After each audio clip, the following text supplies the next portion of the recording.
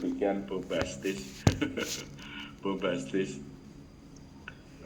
seperti ini kan bombastis sekali ya. Sinar, wah, sharing inspiratif bersama pakar. Apakah yang dimaksud itu pakarnya saya sehingga itu fotonya dipasang seperti itu. Jadi ya jangan posisikan saya sebagai pakar. Jadi ini belajar bareng saja ya Bapak Ibu dan oke, tajuk belajar bareng kita hari ini itu adalah eksplorasi fitur-fitur AI tools untuk riset. Potensi-potensi AI untuk memfasilitasi riset kita itu ya mari kita coba kita bedah bagaimana AI itu bekerja, alur kerjanya seperti apa. Itu nanti yang akan kita bedah, akan kita eksplorasi. Jadi Bapak Ibu di sini tidak dalam rangka untuk mengeluh-elukan AI ya. Mengeluh-elukan itu apa istilahnya ya? Ya menyanjung-nyanjung, mengagumi AI tanpa kritisisme.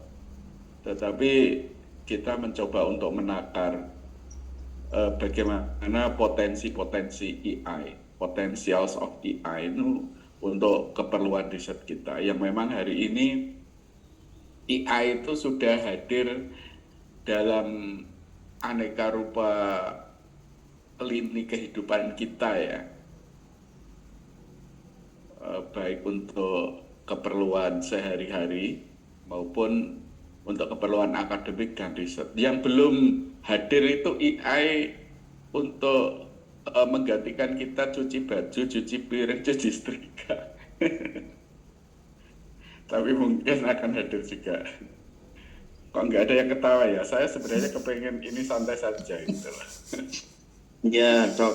Soalnya mic-nya pada ditutup semua. Kalau webinar kan memang harus mic-nya di off kan. Ini sebenarnya mic-nya mending dibuka aja semua sehingga nanti bisa langsung sahur manuk itu nggak apa-apa. Sahur manuk itu istilah Jawanya itu saling. Saya ada pertanyaan begini Pak Faiz, saya ada komentar begini, saya menambahi demikian dan seterusnya. Menurut saya kita bikin seperti ini aja, kalau tadi ya pengantar sajalah dari moderator, tapi menurut saya kita bisa langsung nanti kita menambahkan, bertanya dan lain sebagainya, tidak harus menunggu selesai. Ini kan cuma 2 jam. Dan tentu saya mohon maaf ya kalau hanya membatasi sampai jam 10 karena ada agenda biasalah domestik, menjemput anak sekolah. Kebetulan masih sangat kecil ya, nggak bisa dijemput oleh orang lain kecuali bapak sama ibunya. Kepengennya sih juga sampai jam 12 ya, tapi mungkin nanti kalau masih kurang nanti kita bisa tambah gitu. Baik Bapak Ibu yang saya hormati, kemudian saya kasih tajuk inilah untuk apa kita membedah aneka rupa AI tools ini, supaya kita nanti bisa mengharness ya, mencoba untuk memanfaatkan potensi-potensi AI tools itu. Nah tentu sekali lagi kita mulai nanti dengan bagaimana sebenarnya alur kerja AI, masing-masing tools AI itu alur kerjanya bagaimana. Tapi izinkan saya untuk secara konseptual itu membahas ini sedikit aja. Jadi hari ini Bapak Ibu, AI itu paling tidak terbagi menjadi 2 kategori besar ini. Yang pertama adalah traditional AI, terus yang kedua adalah generative AI. Traditional AI itu ya sebenarnya sudah lama muncul ya, sudah lama dipakai gitu. Salah satunya yang sangat sering kita pakai itu misalnya kayak Google Map itu itu tradisional AI dan sampai hari ini juga masih uh, memerankan fungsinya lah.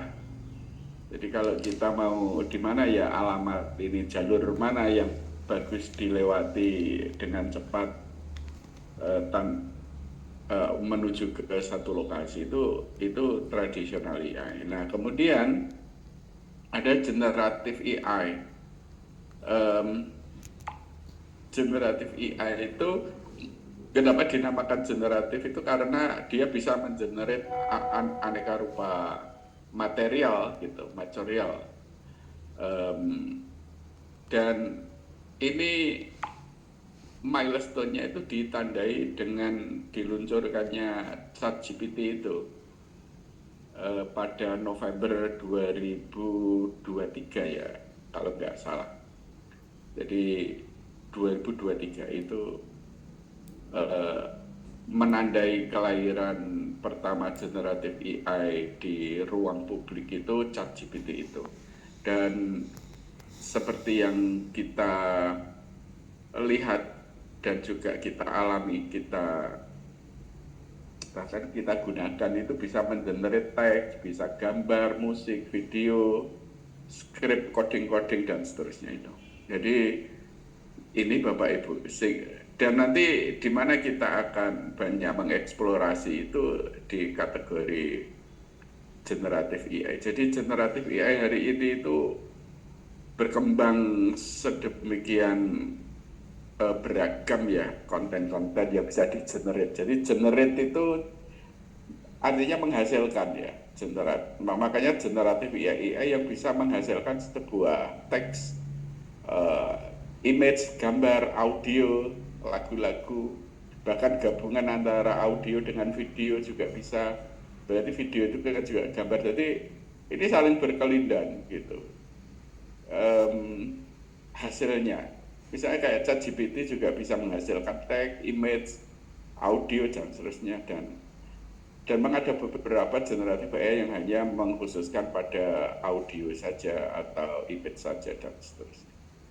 Tapi ya kita lihat perkembangannya, mereka kadang juga ingin bisa mengenerate seluruh ya modal ya, multimodal atau format. Bapak Ibu yang dihormati, sekali lagi nanti kita akan lebih banyak di sini, terutama yang text based ini ya. Nah, bagaimana kemudian kehadiran generatif AI ini untuk keperluan peneliti, untuk keperluan akademik atau penelitian, itu saya ingin membidik ini Bapak Ibu, ingin membidik kehadiran aneka rupa online bibliographic databases. Ini saya terangkan dulu. Online bibliographic databases itu adalah, mungkin Bapak Ibu sudah sering ya menggunakan Google Scholar atau aneka rupa platform-platform untuk menelusur artikel jurnal baik yang disediakan oleh publisher atau apa, itu namanya bibliographic database ya, bibliographic database. Bisa Google Scholar ini bibliographic database. Jadi yang dinamakan bibliographic database itu adalah database yang memuat aneka rupa bibliografi. Bibliografi itu ya sumber-sumber belajar, sumber penelitian dan lain sebagainya, bisa berupa artikel jurnal, bisa berupa buku, bisa berupa conference proceeding, tesis, disertasi, dan sebagainya. Nah itu namanya bibliographic database. Terus kemudian mungkin ini yang Bapak Ibu juga sangat familiar itu misalnya ada ScienDirect. Kalau yang di Langgan UIN khas apa ya?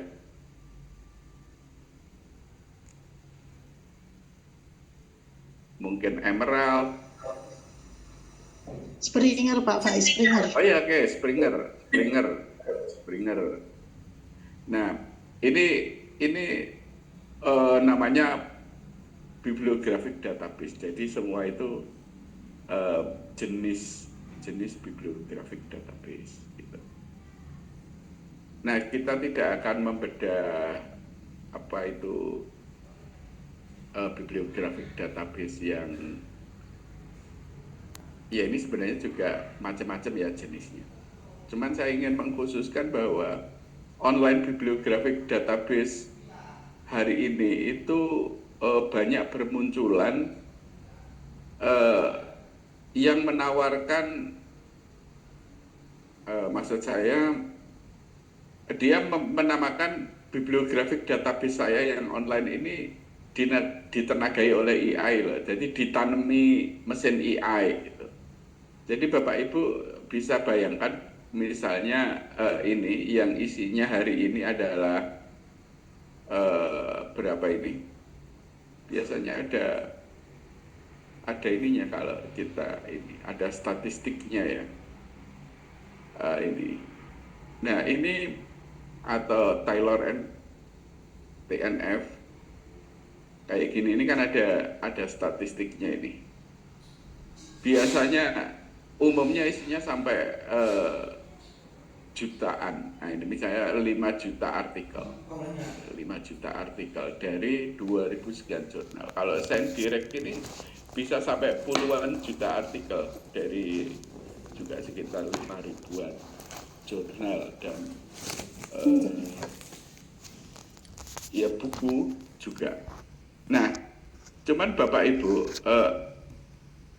seperti ini, kalau kita, apakah seperti ini sudah ditanami oleh AI?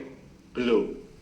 Jadi kalau kita misalnya mencari tentang plagiarism tentang plagiarism misalnya, ya ini ya cuman gini aja, dikasih list daftar hasil carian gitu aja gitu.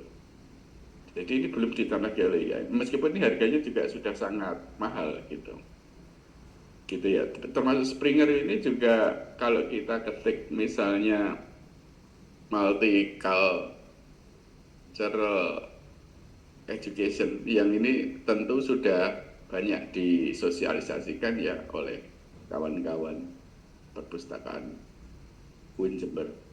Nah, ini hasilnya ya gini aja, list ini. Oke. Nah, ini adalah bibliografi database yang belum ditanami oleh AI. Lah hari ini AI itu ketika hadir, kemudian beberapa pengembang online bibliografi database memanfaatkannya, itu nanti bagaimana performanya, kinerja hasil cariannya gitu ya, gitu Bapak Ibu. Nah, ini yang akan kita bahas. Tentu ada AI lain ya yang bisa kita manfaatkan dalam konteks kita sebagai peneliti. Juga ada AI untuk membaca. Ini biasanya juga digabung. Ada yang berdiri sendiri, AI untuk membaca artikel jurnal, buku dan lain sebagainya. Ada juga yang khusus untuk bibliographic database. Juga ada menggabungkan dua-duanya. Nah, ini di antara online bibliographic database yang mereka mengklaimnya sudah ditanami mesin AI gitu, atau AI powered online bibliography. Jadi online bibliographic database bibliographic online yang ditenagai oleh AI. Ini beberapa literatur mengistilahkannya sedemikian rupa ini.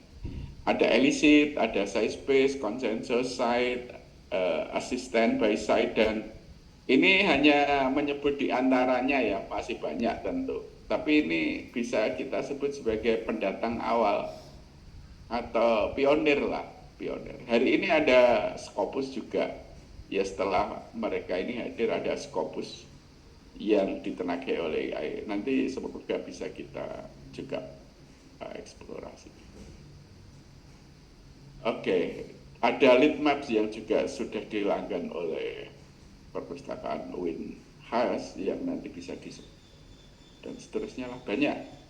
Nah kalau untuk membaca ini ada yang secara khusus misalnya cat PDF, Bumata dan tapi ada Scikit Copilot atau ChatGPT. Ini ChatGPT-nya sekarang sudah 5 ya sebenarnya.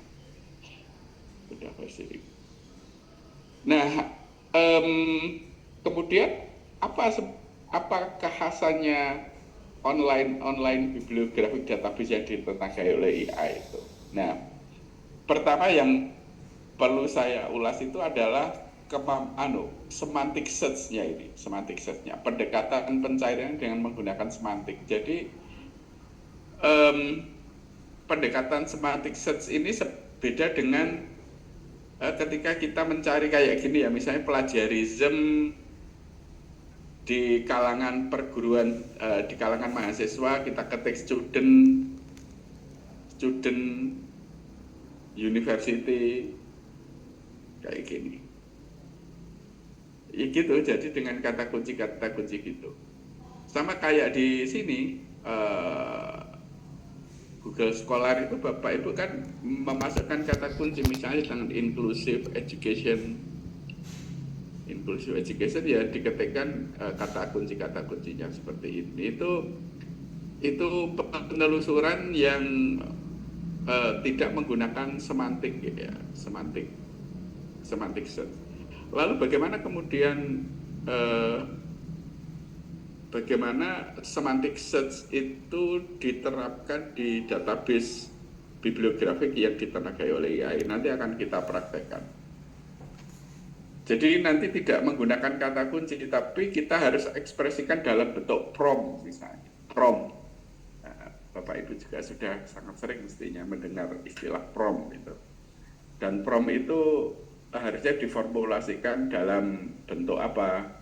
Apakah kalimat pertanyaan atau kalimat perintah dan seterusnya.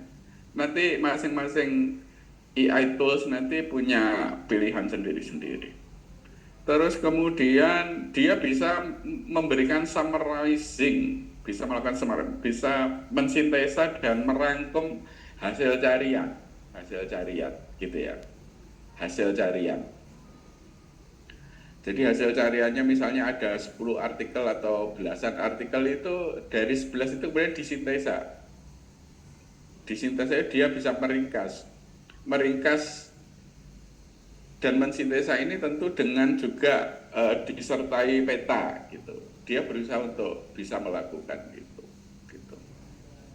Terus kemudian data extraction. Data extraction itu maksudnya adalah masing-masing artikel yang sudah ditemukan itu dia bisa menawarkan bantuan untuk membacakannya dalam bentuk kolom-kolom yang kemudian ya terserah kita, misalnya dari aspek introduction-nya, pendahuluannya itu apa sih diringkas, kemudian metodenya apa, temuannya apa, keterbatasannya apa, itu namanya fitur data extraction.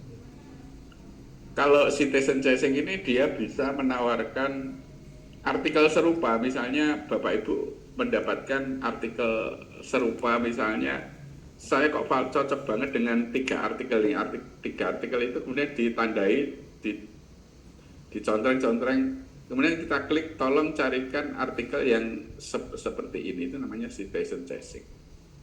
Nah baik Bapak Ibu, kita mulai saja. Kita mulai saja ya. Dari Scikit saja dulu ya Bapak Ibu. Sampai di sini Bapak Ibu mungkin ada yang ingin open mic. Ya mungkin diskusi Pak ya. Iya, menurut saya langsung diskusi aja. Iya. Apakah ini juga legal untuk digunakan di penelitian kita?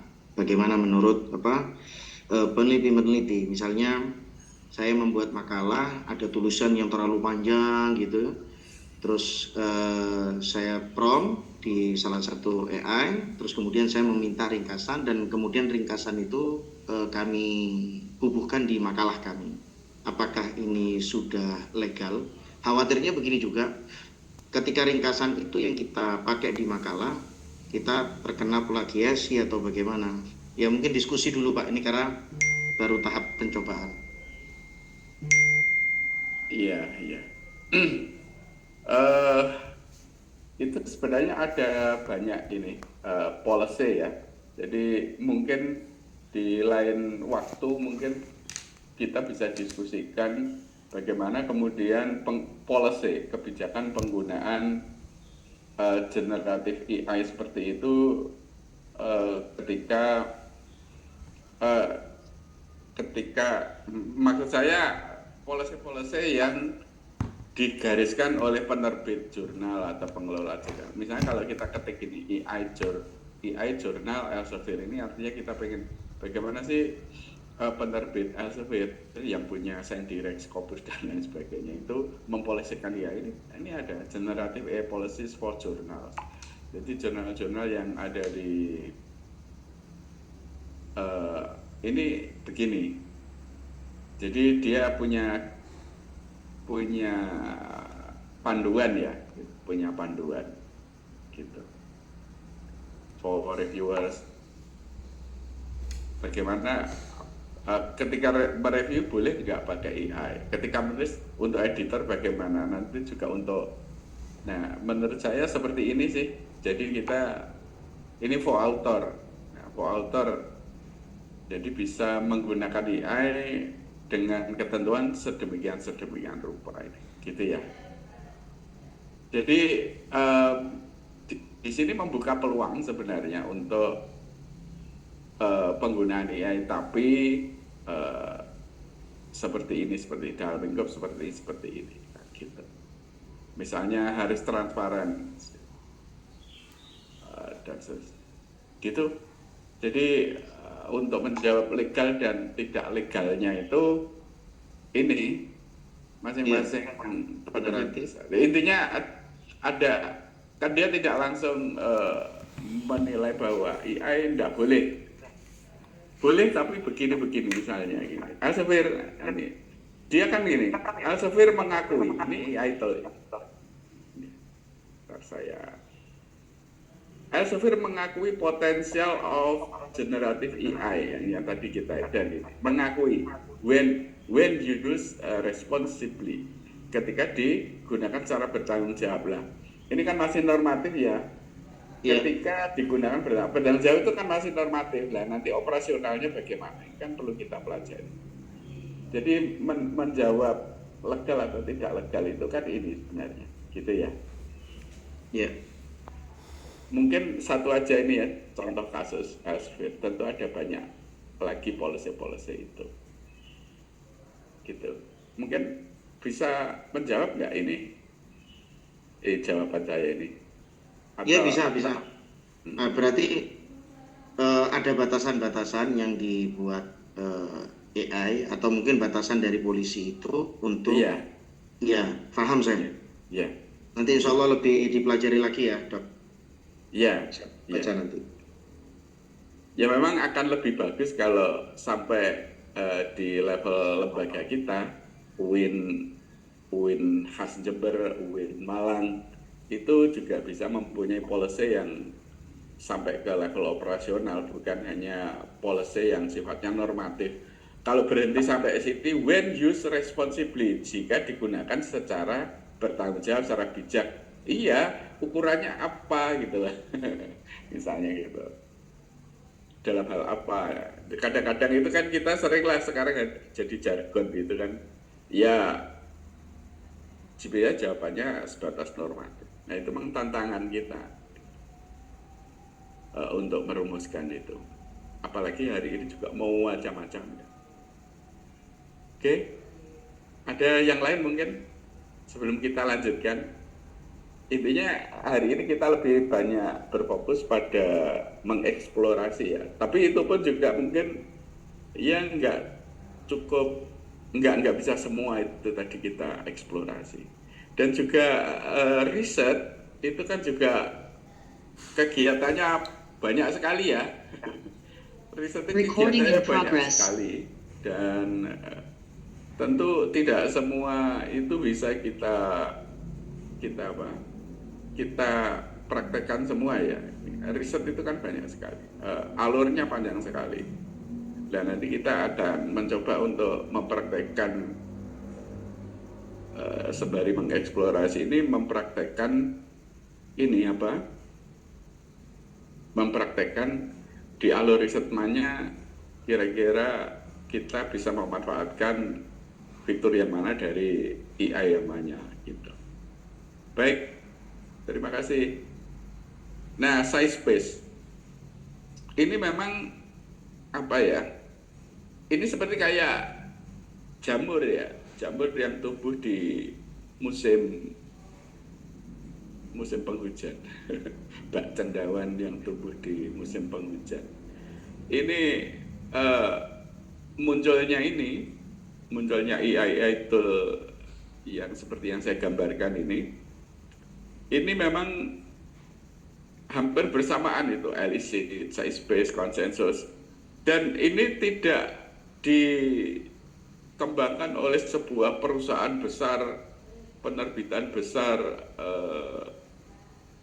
seperti kayak Elsevier, itu kan raksasa publikasi ilmiah ya, terbesar lah, terdepan, Springer. Dan bahkan Springer kemarin saya tanya, bagaimana Springer, apakah juga akan melangkah untuk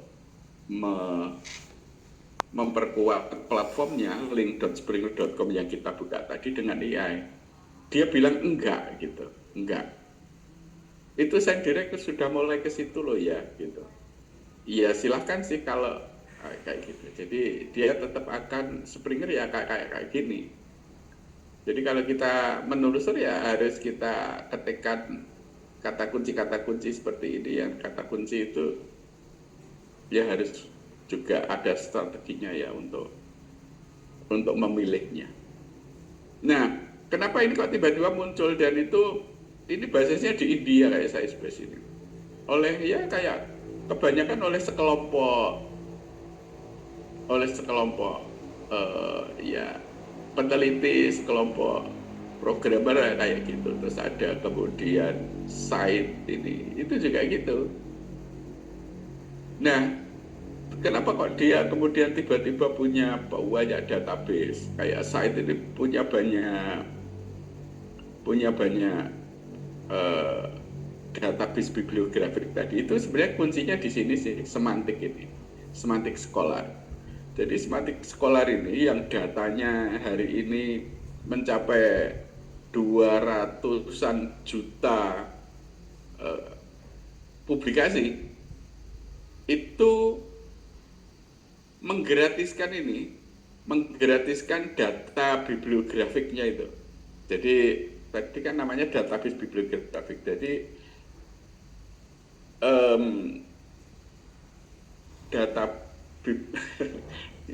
jadi publikasi yang jumlahnya banyak ini namanya ada ya, mempunyai data bibliografik ya. Nama pendengarannya siapa, judulnya apa, nama jurnalnya apa, terbit tahun berapa, atau kalau konferensinya apa, kalau buku ya, dan seterusnya. Itu data bibliografi namanya. Nah, ketika itu semua dimasukkan ke database lah, itu namanya jadi. Nah, kembali ke sini. Jadi datanya semua itu ngambilnya dari sini, semantik scholar. Dan semantik scholar ini memang dibangun untuk membangun infrastruktur komunikasi ilmiah, penyebar luasan hasil-hasil riset atau pengetahuan. Jadi ini digratiskan datanya ini, dan ini bisa diambil secara khusus di sini lewat ini.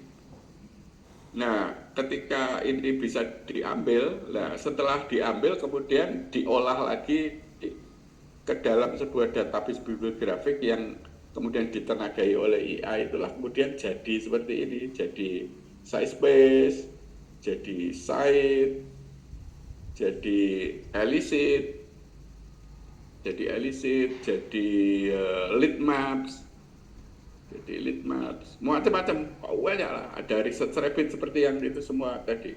Dan memang mereka bilang ini, ya tentu ketika ngambil izin ya, dan nanti saya gunakan ini. Baik, itu makanya kemudian nanti apa yang kemudian nanti diolah oleh IAI itu sebenarnya spesifik ini, spesifik ke database bibliografik ini, baik yang sifatnya open access maupun enggak. Jadi kalau SciSpace ini mengklaim bahwa selain bibliografik database itu, dia juga mengumpulkan, bisa apa istilahnya, mengcover, mencakup full text-nya juga. Misalnya dia mengklaim seperti itu. Beda dengan di ChatGPT ya. Kalau ChatGPT itu misalnya, kalau ChatGPT kita melakukan search gini ya, misalnya melakukan searching gini, searching kayak gini.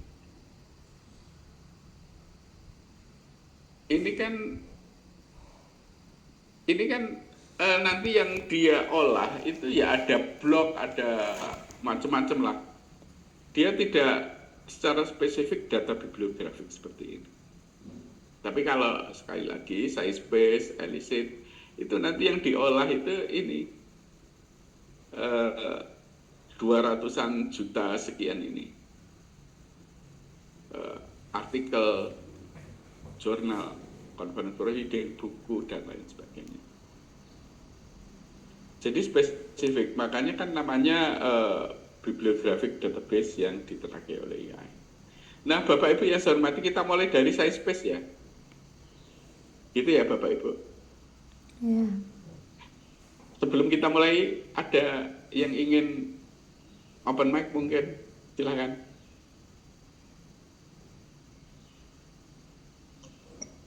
Langsung ke SciSpace dulu aja Pak. Oke, Mungkin nanti baik. ada pertanyaan dari situ. Pertama begini ya Bapak Ibu, ini secara umum saja, ini pertama coverage-nya ya, apa sih yang dicakup dalam SciSpace ini? Sudah saya terangkan ya, apa yang dicakup. Dan kemudian nanti apa yang akan diolah oleh mesin cerdas AI-nya dia itu apa? Itu jelas gitu ya. Jadi dia tidak akan kemana-mana selain di luar itu. Nah itu loh. Nah Bapak Ibu yang saya hormati, di sini SciSpace itu mempunyai banyak fitur utama ya. Yang pertama adalah yang menurut saya harus saya bahas itu adalah literatur review. Jadi di sini kan ada banyak ini, literatur review, ada AI writer, macam-macam ini. Literatur review itu. Terus kemudian nanti ada find topics. Nah beda kan dengan sekali lagi kayak gini, fiturnya apa? Ya fiturnya ya cuman itu aja, penelusuran itu ada. Ya ini nggak ada fitur lain gitu loh.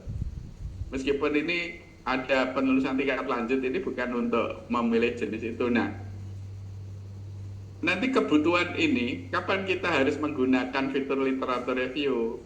Kapan kita harus menggunakan find topics? Nah, ini juga ada penting menurut saya yang harus diketahui. Meskipun nanti sebenarnya dia yang ngoprek-ngopreknya, yang dioprek-oprek itu ya sama ini 200-an juta sekian artikel yang diambil dari Semantic Scholar. Nah sekarang saya ingin ini literatur review ini ya, fitur literatur review. Nah tapi sebelum saya praktekkan, nanti Bapak Ibu itu secara default itu ketika ketikkan ke SciSpace.com itu akan dibukakan fitur namanya ini apa, ini lebih ke arah bukan yang literatur review ini. Jadi ini kayak saya lupa dia menamakan apa gitu ya. Intinya begini, tapi nanti saya nggak akan mungkin membahas ini secara lebih banyak. Saya lebih banyak ke sini mungkin nanti literatur review, find topic sama chat with PDF ini. Karena fitur-fitur lain termasuk ini harus harus dilanggan lagi secara terpisah. Tapi kalau yang ini untuk memparaphrase, kemudian submit PDF, AI writer ini juga harus ini. Baik. Jadi nanti ketika terbuat seperti ini, Bapak Ibu pilih ini aja ya, literatur review. Nah, literatur review ini untuk apa? Terutama untuk kita bisa menelusur, membuat apa ya, mendapatkan overview sebenarnya, ya. Mendapatkan overview tentang apa ya, sesuatu. Kalau menurut saya memang gini ya, supaya ini tidak tercerabut dari konteks gitu. Memang baiknya itu kita kasih